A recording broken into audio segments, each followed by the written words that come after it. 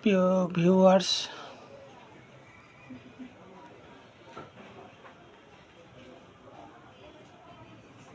যাদের পেটে অত্যন্ত গ্যাসের কারণে যারা খাইতে পারে না,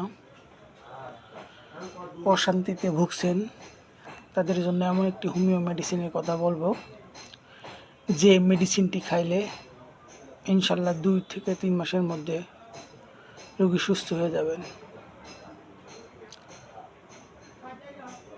রোগীর বদহজম এবং গ্যাস থাকবে না।